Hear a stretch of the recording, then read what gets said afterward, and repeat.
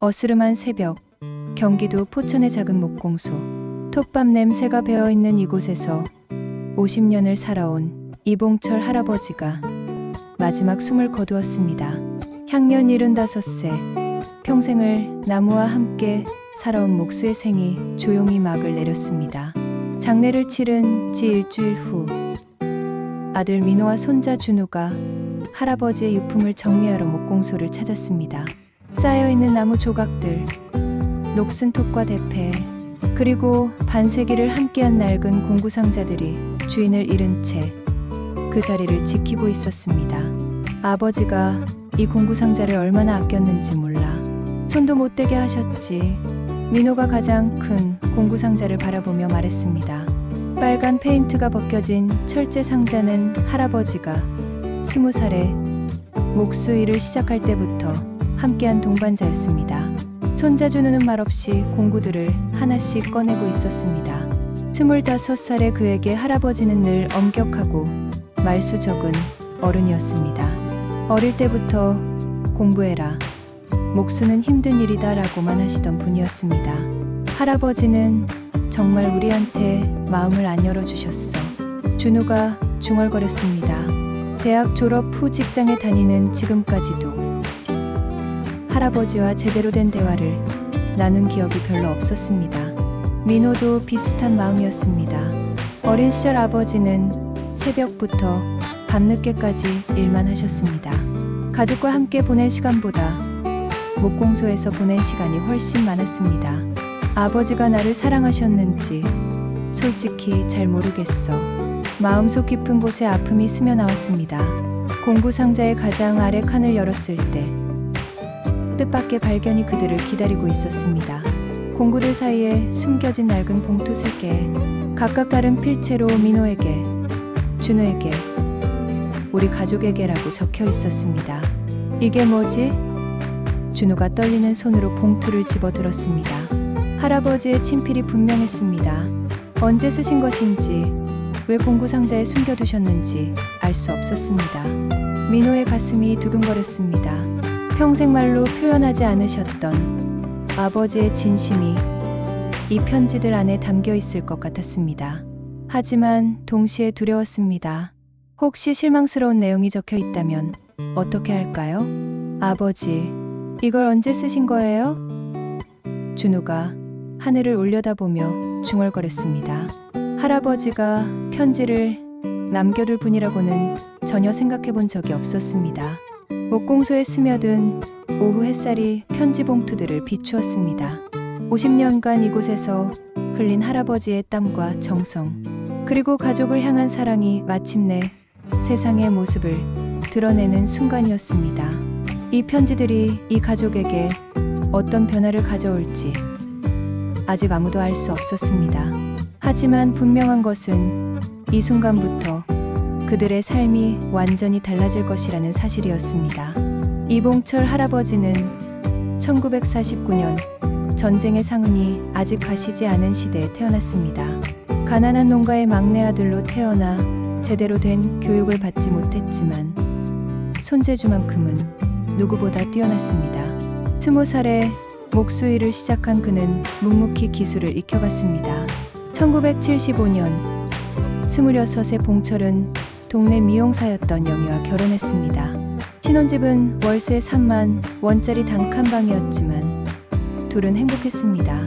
영희는 미용실에서, 봉철은 목공소에서 새벽부터 밤늦게 일했습니다. 아들 민호가 태어난 후에는 더욱 열심히 일했습니다. 우리 아들만큼은 제대로 키우자, 봉철의 다짐이었습니다. 자신이 겪은 가난과 무학의 아픔을 아들에게는 물려주고 싶지 않았습니다. 그래서 더욱 묵묵히 일만 했습니다. 말보다는 행동으로, 사랑보다는 책임으로 가족을 지켜나갔습니다. 민호는 아버지의 바람대로 공부를 잘했습니다. 대학에 진학하고 대기업에 취직했습니다. 하지만 아버지와의 거리는 점점 멀어졌습니다. 서로 다른 세계에서 살아가는 것 같았습니다. 아버지와 무슨 대화를 해야 할지 모르겠어. 민호의 솔직한 고백이었습니다. 목수인 아버지와 회사원인 자신 사이에는 보이지 않는 벽이 있었습니다. 아버지는 늘 피곤해 보였고 집에 와서도 말수가 적었습니다. 결혼 후 손자 준우가 태어났을 때 할아버지 봉철은 기뻤습니다. 하지만 기쁨을 표현하는 방법을 몰랐습니다. 공부 열심히 해라는 말만 반복했습니다. 준우가 목공소에 놀러와도 위험하니까 저리 가 있어 라고만 했습니다. 준우는 할아버지를 어려워했습니다. 친구들의 할아버지는 손자를 껴안고 용돈도 주는데 자신의 할아버지는 늘 일만 하고 계셨습니다. 할아버지는 나를 별로 안 좋아하시나 봐. 어린 준우의 생각이었습니다. 할머니 영희가 먼저 세상을 떠난 후 할아버지는 더욱 말수가 적어졌습니다. 혼자 목공소를 지키며 묵묵히 일만 했습니다. 민호가 아버지, 이제 그만 쉬세요 라고 해도 일하는 게 좋다고만 하셨습니다. 마지막 몇 년 동안 할아버지의 건강이 나빠졌습니다. 하지만 병원 가는 것도 싫어하셨고 가족들 앞에서 아픈 내색도 하지 않으셨습니다. 괜찮다, 감기야라고 하시다가 어느 날 갑자기 쓰러지셨습니다. 병원에서의 마지막 며칠, 할아버지는 의식을 잃은 채로 계셨습니다. 민호와 준우는 병상 옆을 지켰지만 마지막 인사도 제대로 나누지 못했습니다. 할아버지, 그동안 고생 많으셨어요 라고 말씀드렸지만 들으셨는지 알 수 없었습니다. 장례식 날 많은 사람들이 찾아왔습니다. 할아버지가 만들어준 가구를 쓰는 동네 사람들, 함께 일했던 목수들, 그리고 할아버지의 인품을 기억하는 이웃들이었습니다. 봉철 씨는 정말 성실한 분이었어. 한 번 맡은 일은 끝까지 책임졌지. 오래된 단골 고객의 말이었습니다. 말수는 적었지만 마음은 따뜻한 분이셨어. 이웃 할머니의 증언이었습니다. 하지만 정작 가족인 민호와 준우는 그런 할아버지의 모습을 잘 몰랐습니다. 집에서는 늘 피곤해하시거나 조용하셨던 분이었으니까요. 다른 사람들이 말하는 할아버지와 자신들이 알던 할아버지가 달라 보였습니다. 우리가 할아버지를 제대로 알지 못했나 봐. 준우가 아버지에게 말했습니다. 민호도 고개를 끄덕였습니다. 이제야 후회가 밀려왔지만 이미 늦었습니다. 그런 그들에게 공구상자 속 편지들은 마지막 선물이 될 것이었습니다. 목공소의 정막 속에서 민호는 민호에게라고 적힌 봉투를 조심스럽게 열었습니다. 손이 떨렸습니다. 평생 아버지로부터 따뜻한 말을 들어본 기억이 별로 없었기에 이 편지가 어떤 내용일지 예상할 수 없었습니다. 봉투 안에서 나온 것은 연필로 정성스럽게 쓴 편지 한 장이었습니다. 할아버지의 투박한 필체가 한 글자 한 글자 또렷하게 적혀 있었습니다. 날짜를 보니 2년 전 할아버지가 몸이 많이 안 좋아지신 무렵이었습니다. 민호야, 아버지가 이 편지를 쓴다. 첫 문장부터 민호의 가슴을 뭉클하게 만들었습니다. 평소 민호야라고 다정하게 부르신 적이 거의 없었는데 편지에는 그런 따뜻함이 담겨 있었습니다. 너를 낳고 키우면서 아버지는 늘 미안했다. 좋은 말 한마디 제대로 해주지 못해서 아버지는 말로 사랑을 표현하는 법을 몰랐다. 우리 아버지도 그랬고 그 시대는 다 그랬으니까. 민호의 눈가에 눈물이 맺혔습니다. 아버지도 표현이 서툴렀을 뿐 사랑이 없었던 것은 아니었다는 것을 이제야 알게 되었습니다. 내가 어릴 때 목공소에 놀러 오면 자꾸 내쫓았지? 위험해서 그런 거였다. 톱날에 다칠까봐, 대패에 손이 베일까봐 그랬던 거야. 그런데 넌 아버지가 싫어한다고 생각했을 거야. 정확한 지적이었습니다. 민호는 어릴 때 아버지가 자신을 멀리한다고 생각했습니다. 친구들 아버지는 함께 놀아주는데 자신의 아버지는 늘 일만 하시고 자신에게는 관심이 없어 보였습니다. 아버지가 가장 자랑스러웠던 순간이 언제인지 아니? 내가 대학에 합격했을 때야. 그날 밤 아버지는 목공소에서 혼자 울었다. 기뻐서 울었다. 우리 아들이 이렇게 훌륭하게 커져서. 민호는 그날을 기억했습니다. 대학 합격 소식을 전했을 때 아버지는 그래, 수고했다고만 하셨습니다. 별로 기뻐하지 않는 것 같아서 서운했던 기억이 있었습니다. 하지만 아버지는 혼자서 기뻐하고 계셨던 것이었습니다. 내가 회사에 취직했을 때도 마찬가지였다. 동네 사람들에게 자랑하고 다녔어. 우리 아들이 대기업에 들어갔다고. 내 앞에서는 말 안 했지만 아버지는 너를 누구보다 자랑스러워했다. 편지를 읽어가면서 민호는 아버지에 대한 오해가 하나씩 풀려나가는 것을 느꼈습니다. 표현을 안 하신 것이지 사랑이 없었던 것은 아니었습니다. 아버지가 평생 후회하는 게 있다면 너에게 사랑한다는 말을 해주지 못한 거야. 아버지 세대는 그런 말을 쑥스러워했어. 하지만 정말 사랑했다. 너를 낳아서 키울 수 있어서 행복했다. 민호의 목이 메었습니다. 평생 듣고 싶었던 말이었습니다. 아버지의 사랑을 확인받고 싶었는데 이렇게 편지로 전해들을 줄은 몰랐습니다. 내가 결혼해서 준우를 낳았을 때 아버지는 또 한 번 기뻤다. 손자가 생긴 것도 기뻤지만 너의 가정이 행복해 보여서 더 기뻤다. 아버지가 못해준 것들을 내가 아들에게 해주길 바랐어. 편지의 마지막 부분이었습니다. 민호야, 아버지는 너를 정말 사랑했다. 말로 표현 못해서 미안하다. 내가 행복하게 사는 것이 아버지의 가장 큰 바람이었다. 고맙다, 내 아들. 민호는 편지를 끝까지 읽고 한참을 말이 없었습니다. 눈물이 멈추지 않았습니다. 40년 동안 품고 살았던 서운함과 원망이 눈 녹듯이 사라졌습니다. 아버지, 민호가 하늘을 올려다보며 중얼거렸습니다. 저도 사랑했어요. 정말 많이 사랑했어요. 옆에서 지켜보던 준우도 눈가가 젖었습니다. 아버지와 할아버지 사이의 깊은 사랑을 확인하는 순간이었습니다. 이제 준우의 차례였습니다. 준우에게라고 적힌 2번째 편지가 그를 기다리고 있었습니다. 준우는 떨리는 손으로 자신의 이름이 적힌 편지 봉투를 열었습니다. 할아버지와는 아버지보다도 더 거리가 멀었습니다. 어릴 때부터 공부해라는 말만 들었던 기억이 대부분이었습니다. 과연 할아버지가 자신에게 무슨 말씀을 남기셨을까요? 편지지를 펼치자 할아버지의 정성스러운 필체가 나타났습니다. 이 편지는 아버지 편지보다 더 길었습니다. 날짜를 보니 1년 전 할아버지가 몸이 많이 약해지신 무렵이었습니다. 준우야, 할아버지다. 첫 문장부터 준우의 마음을 움직였습니다. 평소 할아버지는 자신을 준우야라고 다정하게 부르신 적이 거의 없었습니다. 항상 공부는 잘하고 있니? 라고 물으셨을 뿐이었습니다. 할아버지가 너에게 늘 공부 이야기만 했지? 넌 할아버지가 공부밖에 모르는 고리타분한 사람이라고 생각했을 거야. 맞지? 정확한 지적이었습니다.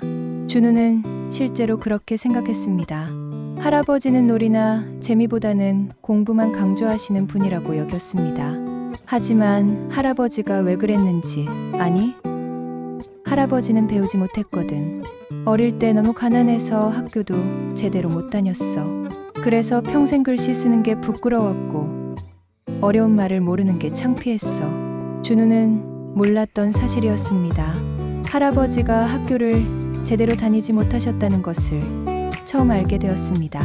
그런 할아버지가 손자만큼은 다르게 키우고 싶었어. 공부를 열심히 해서 할아버지가 겪은 무시와 차별을 받지 않았으면 했어. 그래서 자꾸 공부하라고 했던 거야. 편지를 읽으면서 준우는 할아버지의 마음을 이해하기 시작했습니다. 단순히 공부만 강요하신 것이 아니라 손자의 미래를 걱정하셨던 것이었습니다. 내가 어릴 때 목공소에 오면 할아버지가 뭘 했는지 기억나니? 나무 조각으로 작은 장난감들을 만들어줬잖아. 자동차, 배, 로봇. 넌 그때 정말 좋아했어. 준우는 그 기억이 났습니다. 할아버지가 손수 깎아서 만들어주신 나무 장난감들이 정말 좋았습니다. 친구들이 부러워할 정도로 정교하고 예뻤습니다. 그런데 내가 초등학교에 들어가면서 할아버지가 그런 걸 안 만들어줬지? 그때부터 공부 이야기만 했고. 왜 그랬는지 아니?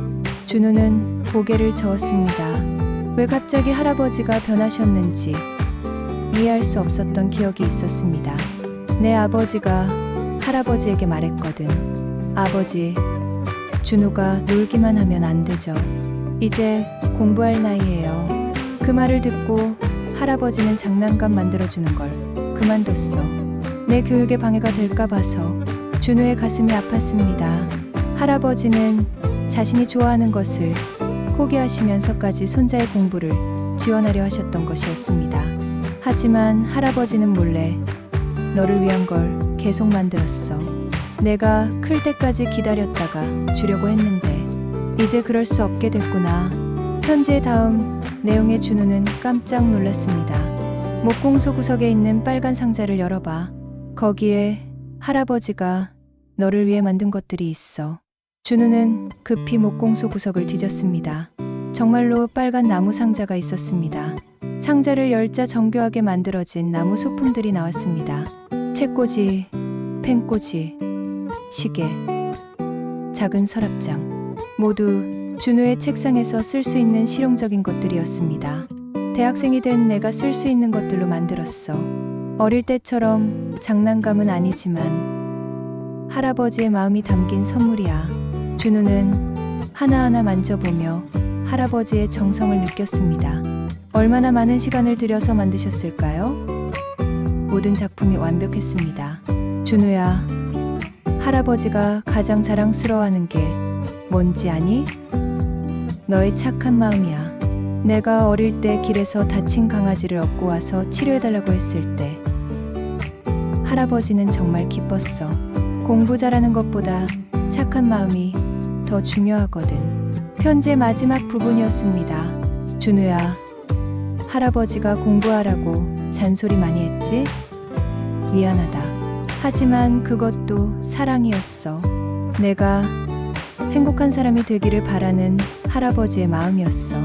언제나 할아버지의 자랑스러운 손자야. 사랑한다. 준우야. 준우는 편지를 읽고 나서 한참을 울었습니다. 할아버지에 대한 모든 오해가 풀렸습니다.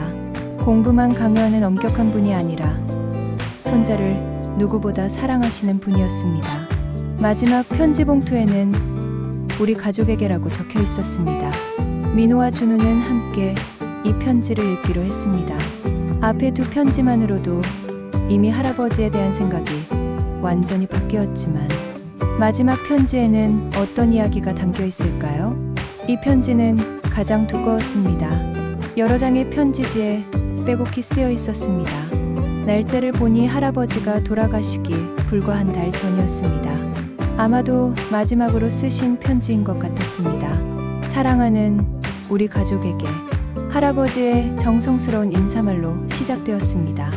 할아버지가 이 편지를 쓰는 지금 아마 내 시간이 얼마 남지 않았나 봅니다. 몸이 많이 안 좋아졌거든요. 하지만 후회는 없어요. 여러분과 함께한 시간들이 정말 행복했으니까요. 민호와 준우는 숨을 죽이고 편지를 읽어갔습니다. 먼저 영희에게 하고 싶은 말이 있어요. 당신이 먼저 가셔서 얼마나 외로웠는지 몰라요. 50년을 함께 살면서 제대로 고맙다는 말도 못했네요. 미안해요. 그리고 고마웠어요.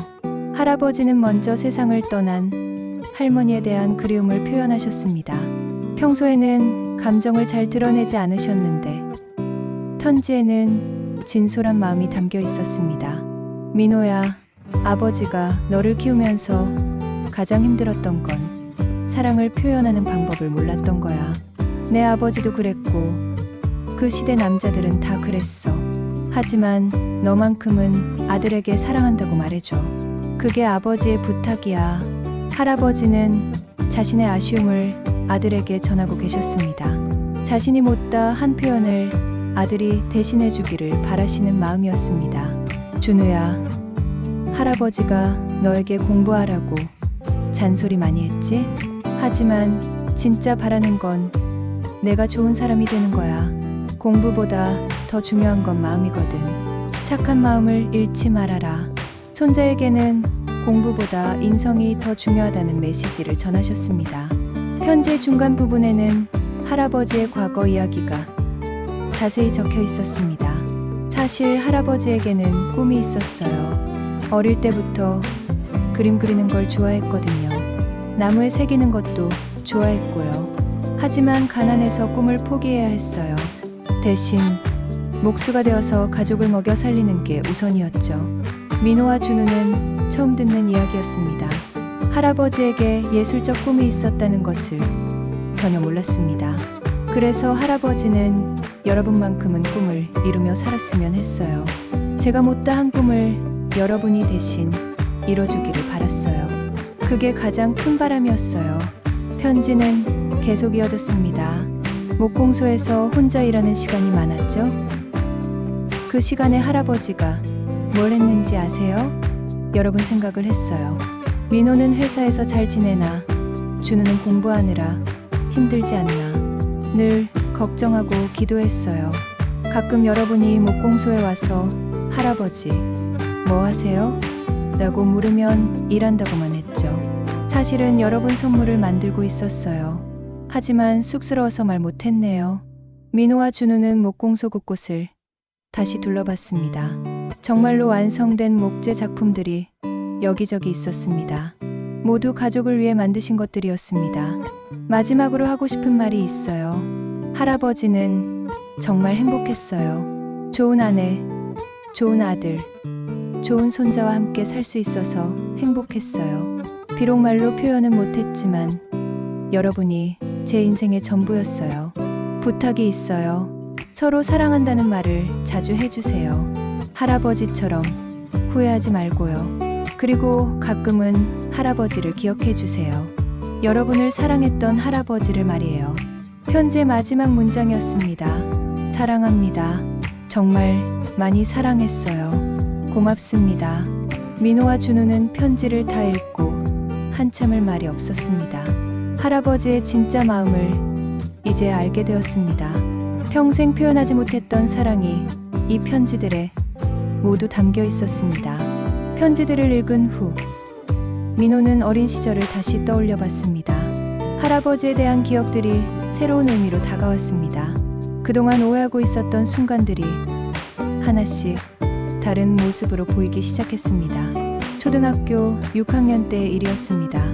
민호가 친구들과 축구를 하다가 무릎을 크게 다쳤습니다. 피가 많이 나서 집으로 울면서 돌아왔는데 아버지가 등에 업고 병원까지 뛰어가셨던 기억이 났습니다. 그때 아버지는 괜찮다고 하시면서도 손이 많이 떨리고 계셨습니다. 병원에서 치료받는 동안 계속 옆에서 지켜보셨습니다. 하지만 집에 돌아와서는 앞으로 조심해서 놀아라고만 하셨습니다. 당시 민호는 아버지가 별로 걱정하지 않으시는 것 같다고 생각했습니다. 하지만 이제 생각해보니 아버지는 아들 앞에서 걱정하는 모습을 보이고 싶지 않으셨던 것 같았습니다. 든든한 아버지로 보이고 싶으셨던 것이겠죠. 준우도 비슷한 기억이 있었습니다. 중학교 때 친구들과 다퉈서 속상해하며 집에 온 적이 있었습니다. 할아버지는 그런 준우를 보시고 말없이 목공소로 데려가셨습니다. 준우야, 나무 깎는 걸 배워볼래? 할아버지는 조심스럽게 물으셨습니다. 그날 처음으로 할아버지와 함께 나무를 깎아봤습니다. 할아버지는 차근차근 알려주셨고 준우는 신기해했습니다. 마음이 답답할 때는 손으로 뭔가를 만들어봐. 그러면 기분이 좋아져. 할아버지의 조언이었습니다. 그 후로 준우는 가끔 목공소에 와서 간단한 것들을 만들었습니다. 할아버지는 항상 옆에서 조용히 지켜봐 주셨습니다. 민호는 고등학교 때의 일도 기억났습니다. 대학 입시를 앞두고 스트레스가 많았을 때 아버지가 새벽에 따뜻한 우유를 끓여서 가져다 주셨던 적이 있었습니다. 공부하느라 힘들지? 조금만 더 힘내라. 아버지는 그렇게 말씀하시고는 조용히 나가셨습니다. 당시에는 당연하다고 생각했는데 이제 보니 아버지 나름의 응원이었습니다. 할아버지의 희생은 그뿐만이 아니었습니다. 민호가 대학에 다닐 때 등록금이 부족해서 걱정하고 있었습니다. 그런데 어느 날 아버지가 등록금은 걱정하지 말라고 하셨습니다. 나중에 어머니를 통해 알게 된 사실이지만 아버지는 자신이 아끼던 좋은 연장들을 팔아서 등록금을 마련하셨다고 했습니다.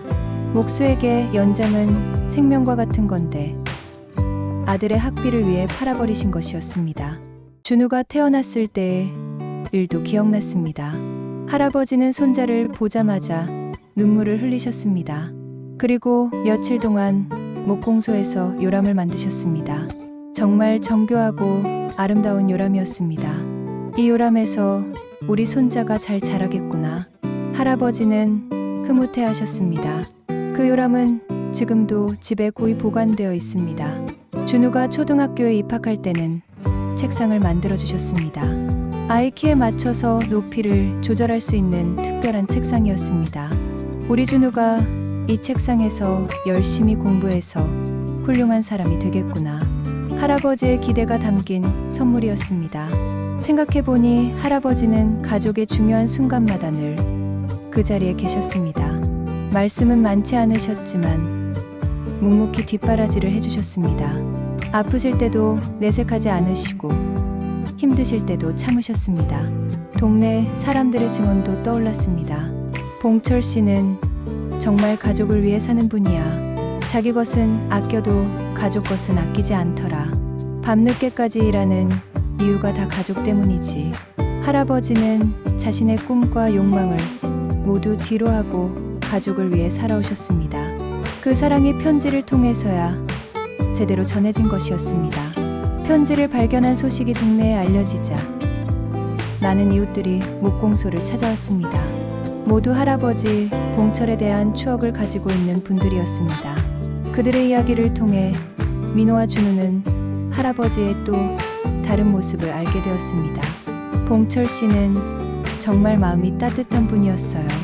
옆집에 사는 김순자 할머니의 말이었습니다. 우리 집 문짝이 삐걱거린다고 하니까 말도 안 하고 고쳐주시더라고요. 돈도 받지 않으시고 그뿐만이 아니에요. 동네에 혼자 사시는 할머니들 집에 뭔가 고장나면 봉철 씨가 다 고쳐주셨어요. 마을 이장님의 증언이었습니다. 준우는 깜짝 놀랐습니다. 할아버지가 이웃을 위해 그런 일들을 하고 계셨다는 것을 전혀 몰랐습니다. 집에서는 그런 이야기를 하신 적이 없었거든요. 봉철 씨는 절대 자랑하지 않는 분이었어요. 좋은 일을 해도 말씀 안 하시고 어려운 일이 있어도 혼자 해결하려고 하시고 동네에서 40년 넘게 이발소를 운영하는 박기수 씨의 말이었습니다. 한 번은 이런 일이 있었어요. 김순자 할머니가 계속 말했습니다. 제가 허리를 다쳐서 병원에 입원했을 때 공철 씨가 매일 문 안을 오셨어요. 그리고 퇴원할 때까지 저희 집 앞 화분에 물을 주고 가셨더라고요. 이런 이야기들은 민호와 준우에게 충격이었습니다. 집에서는 과묵하고 엄격해 보이셨는데 이웃들에게는 이렇게 따뜻한 분이셨다니요. 봉철 씨가 얼마나 가족을 자랑스러워하셨는지 몰라요. 마을에 관해서 일하는 정영희 씨가 말했습니다. 민호 씨가 대학 다닐 때는 우리 아들이 서울대학교 다닌다고 자랑하고 다니셨어요. 준우가 태어났을 때도 마찬가지였어요. 손자 사진을 지갑에 넣고 다니시면서 사람들에게 보여주시더라고요. 우리 손자 좀 봐라. 얼마나 예쁘냐고 하시면서요. 김순자 할머니가 웃으며 말했습니다. 준우는 코끝이 찡해졌습니다. 할아버지가 자신을 그렇게 자랑스러워하셨다는 것을 이제 알게 되었습니다. 봉철 씨는 정말 성실한 분이었어요. 목재상을 운영하는 이창호 사장의 증언이었습니다. 한번 약속한 일은 반드시 지키셨어요. 그리고 손님이 원하는 것보다 항상 더 좋은 걸 만들어주려고 하셨어요. 맞아요. 우리 집 장롱을 맡겨봤는데 정말 꼼꼼하게 만들어주셨어요. 30년이 지났는데도 아직 멀쩡해요. 단골 고객이었던 최영숙 씨의 말이었습니다. 또 다른 이웃이 특별한 이야기를 들려줬습니다. 봉철 씨는 돈이 없어서 가구를 못 사는 집이 있으면 몰래 도와주셨어요. 신혼부부가 장롱이 없다고 하니까 공짜로 만들어주신 적도 있어요. 그런 일이 한두 번이 아니었어요. 마을 이장님이 고개를 끄덕였습니다. 어려운 집이 있으면 봉철 씨가 먼저 나서서 도와주셨어요. 하지만 절대 자랑하지 않으셨어요. 민호는 아버지에 대해 전혀 몰랐던 면을 발견하고 있었습니다. 집에서는 말수가 적고 피곤해 보이셨는데 이웃들에게는 이렇게 따뜻한 분이셨다니요. 사실 제가 한 가지 더 말씀드릴 게 있어요. 김순자 할머니가 조심스럽게 말했습니다. 봉철 씨가 돌아가시기 전에 저에게 부탁하신 게 있어요. 모든 사람들이 주목했습니다. 만약 내가 먼저 가게 되면 우리 민호와 준우에게 전해달라고 하시더라고요. 아버지는 정말 너희들을 사랑했다고, 날로 표현 못해서 미안했다고 전해달라고 하셨어요. 김순자 할머니의 목소리가 떨렸습니다. 그때는 갑작스러운 말씀이라 놀랐는데 이제 보니 할아버지가 미리 예감하고 계셨나 봐요. 민호와 준우는 서로를 바라봤습니다. 할아버지는 마지막까지 가족을 걱정하고 계셨던 것입니다. 이웃들의 증언을 들으면서 두 사람은 할아버지의 진짜 모습을 알게 되었습니다. 집에서는 과묵하셨지만 마음은 누구보다 따뜻하신 분이었습니다. 그리고 가족을 누구보다 사랑하시는 분이었습니다. 편지를 발견한 지 일주일이 지났습니다. 민호와 준우의 일상은 완전히 달라졌습니다. 할아버지에 대한 새로운 이해는 그들의 삶에 큰 변화를 가져왔습니다. 민호는 회사에서 돌아오는 길에 매일 할아버지 산소를 찾았습니다. 예전에는 명절이나 기일에만 찾았는데 이제는 할아버지와 대화하고 싶어졌습니다. 아버지, 오늘도 왔어요. 산소 앞에 앉아서 하루 있었던 일들을 이야기했습니다. 회사에서 승진 제안을 받았어요. 아버지가 기뻐하실 것 같아서 먼저 말씀드려요. 바람이 살랑 불 때마다 할아버지가 대답하시는 것 같았습니다. 민호는 이제야 아버지와 진짜 대화를 나누고 있다는 느낌이 들었습니다. 준우도 크게 변했습니다. 할아버지가 만들어주신 나무 소품들을 자신의 원룸으로 가져와서 하나하나 소중히 사용하기 시작했습니다. 책상 위에 놓인 펜꽂이를 볼 때마다 할아버지의 사랑이 느껴졌습니다. 할아버지, 이 펜꽂이 정말 유용해요. 책상이 훨씬 정리가 잘 되네요. 혼자서 중얼거리며 할아버지께 감사 인사를 드렸습니다. 준우는 회사 동료들에게도 할아버지 이야기를 자랑스럽게 하기 시작했습니다. 우리 할아버지가 직접 만들어주신 거예요. 정말 솜씨가 좋으셨어요. 민호와 준우 사이의 관계도 달라졌습니다. 할아버지의 편지에서 서로 사랑한다는 말을 자주 하라는 부탁을 받은 후 두 사람은 감정 표현을 더 자주 하게 되었습니다. 준우야, 아버지가 너를 정말 사랑해. 민호가 아들에게 말했습니다. 예전에는 쑥스러워서 하지 못했던 말이었습니다. 아버지도 사랑해요. 준우도 자연스럽게 대답했습니다. 할아버지의 편지를 읽은 후 가족 간의 사랑 표현이 더 이상 어색하지 않았습니다. 민호는 아내에게도 할아버지의 편지 이야기를 들려줬습니다. 여보, 우리도 서로 고마운 마음을 더 자주 표현하자. 할아버지처럼 후회하지 말고. 가족 식사 시간도 달라졌습니다. 예전에는 각자 핸드폰을 보면서 조용히 먹었는데 이제는 서로 대화를 나누며 식사했습니다. 할아버지 이야기, 하루 있었던 일들, 앞으로의 계획들. 할아버지가 우리 가족을 이렇게 변화시키셨네. 민호의 아내가 감탄했습니다. 돌아가신 후에도 이런 큰 선물을 주시다니. 준우는 할아버지의 목공 기술을 배워보고 싶어졌습니다.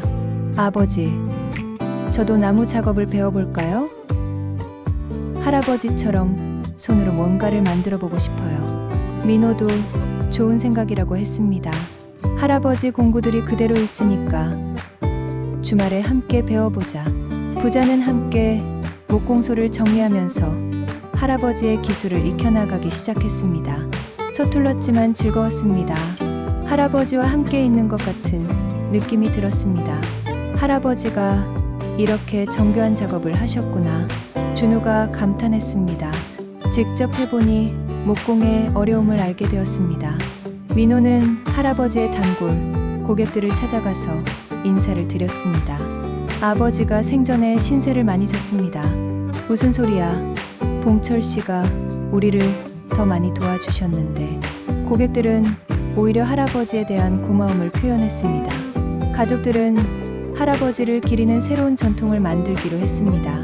매달 할아버지 산소를 찾아가서 안부를 전하고 할아버지가 좋아하셨던 막걸리 한 잔을 올려드리기로 했습니다.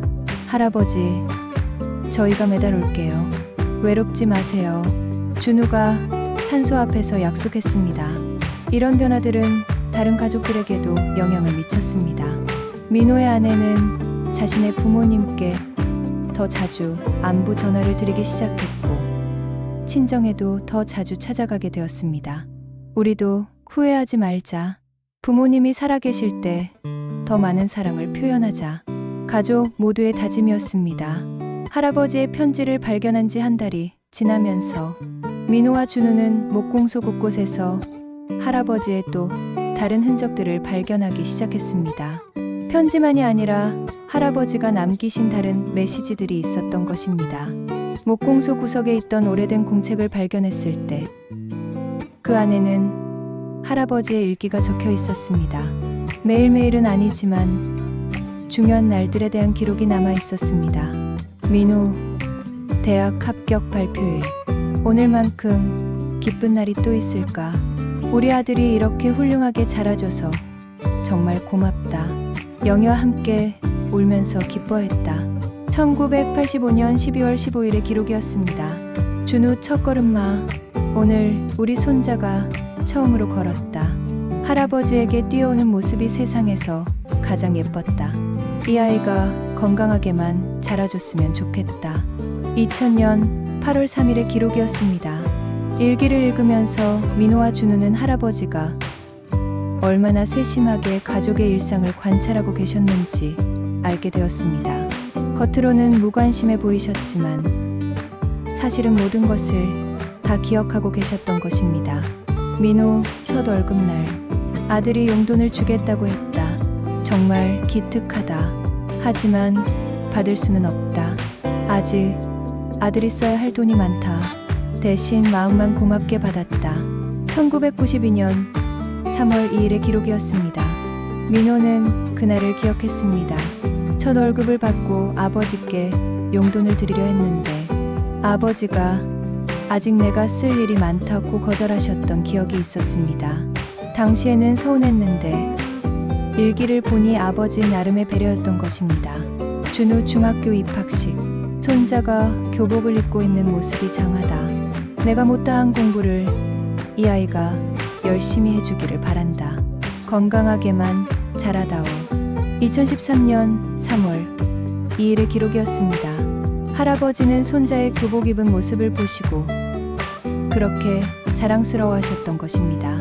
하지만 그때 준우에게는 공부 열심히 해라라고만 하셨었습니다. 목공소의 서랍장에서는 할아버지가 모아두신 가족 사진들이 발견되었습니다. 민호의 어린 시절 사진부터 준우의 최근 사진까지 할아버지는 가족의 모든 순간을 소중히 간직하고 계셨습니다. 사진 뒷면에는 할아버지의 글씨로 날짜와 간단한 메모가 적혀 있었습니다. 민호 7살 생일, 준우 첫 소풍, 가족 여행, 경주 등등 모든 순간을 기록해 두셨던 것입니다. 특히 가족 여행 사진들을 보면서 준우는 깜짝 놀랐습니다. 할아버지가 항상 사진 찍기를 거부하셔서 가족 사진에 잘 안 나오셨는데 사실은 뒤에서 가족들을 촬영하고 계셨던 것입니다. 할아버지가 우리 사진을 이렇게 많이 찍어주셨구나. 준우가 감탄했습니다. 가족 앨범에 있는 사진들 대부분이 할아버지가 촬영하신 것이었습니다. 또 다른 서랍에서는 할아버지가 만들다가 완성하지 못한 목재 작품들이 발견되었습니다. 민호를 위한 책장, 준우를 위한 옷장, 그리고 미완성된 작은 상자 하나. 상자 안에는 메모 하나가 들어있었습니다. 준우 결혼 선물용, 할아버지가 직접 만든 반지함. 할아버지는 아직 결혼하지 않은 손자의 미래까지 준비하고 계셨던 것입니다. 할아버지, 준우는 메모를 읽고 눈물이 났습니다. 자신의 미래 결혼까지 생각해서 선물을 준비하고 계셨다니 할아버지의 사랑이 얼마나 깊었는지 새삼 느꼈습니다. 민호도 비슷한 선물을 발견했습니다. 미완성된 아기 침대였습니다. 메모에는 민호의 둘째 아이를 위해라고 적혀 있었습니다. 민호 부부가 둘째를 계획하고 있다는 이야기를 들으시고 미리 준비하고 계셨던 것입니다. 할아버지의 작업대 위에는 두꺼운 공책이 하나 더 있었습니다. 그 안에는 가족들을 위한 목공 아이디어들이 빼곡히 적혀 있었습니다. 민호를 위한 와인 선반, 준우를 위한 기타 스탠드, 며느리를 위한 화장대 등등. 할아버지는 평생에 걸쳐 가족들을 위한 선물을 구상하고 계셨던 것입니다. 하지만 시간이 부족해서 모든 것을 완성하지 못하신 것이었습니다. 이런 발견들을 통해 민호와 준우는 할아버지의 진짜 마음을 완전히 이해하게 되었습니다. 할아버지는 말로 표현하지 않으셨을 뿐 항상 가족을 생각하고 사랑하고 계셨던 것입니다. 할아버지의 편지를 발견한 지 6개월이 지났습니다. 이제 민호와 준우의 삶은 완전히 새로워졌습니다. 할아버지의 마지막 선물은 이 가족에게 진정한 사랑의 의미를 가르쳐 주었습니다. 목공소는 이제 가족들의 추억 공간이 되었습니다. 주말마다 민호와 준우가 찾아와서 할아버지의 미완성 작품들을 완성해 나가고 있습니다. 서툴지만 정성스럽게 할아버지의 마음을 이어받아 만들어가고 있습니다. 할아버지, 이 책장 드디어 완성했어요. 민호가 할아버지 사진 앞에서 자랑스럽게 말했습니다. 3개월에 걸쳐 완성한 첫 작품이었습니다. 모양은 어설펴도 정성만큼은 할아버지 못지않았습니다. 준우도 할아버지가 만들다가 그만둔 반지함을 완성했습니다. 할아버지, 제가 결혼할 때 이 반지함을 사용할게요. 할아버지가 함께 만들어주신 거니까 더 의미 있을 것 같아요. 민호는 직장에서도 변화된 모습을 보였습니다. 동료들과의 관계에서 감정 표현을 더 자주 하게 되었고 후배들에게도 따뜻한 관심을 보이게 되었습니다. 과장님, 요즘 많이 달라지셨어요. 더 따뜻해지신 것 같아요. 후배의 말에 민호는 미소를 지었습니다. 할아버지가 가르쳐 주신 거예요. 사랑은 표현해야 한다고요. 준우는 회사에서 목공 동호회를 만들었습니다. 할아버지에게서 배운 것들을 동료들과 나누고 싶었기 때문입니다. 제 할아버지가 목수셨는데 정말 훌륭한 분이셨어요. 할아버지의 기술을 여러분과 나누고 싶어요. 가족 간의 소통도 완전히 달라졌습니다. 이제는 매일 서로에게 사랑한다는 말을 전합니다. 할아버지의 부탁을 지키고 있는 것입니다. 민호의 아내도 변화했습니다. 어머니, 오늘도 고생 많으셨어요. 사랑해요. 시어머니에게 이런 말을 자연스럽게 하게 되었습니다. 할아버지의 편지가 가져다 준 변화였습니다. 할아버지의 편지는 이 가족만이 아니라 주변 사람들에게도 영향을 미쳤습니다. 민호가 동료들에게 할아버지 이야기를 들려주자 많은 사람들이 자신의 가족을 돌아보게 되었습니다.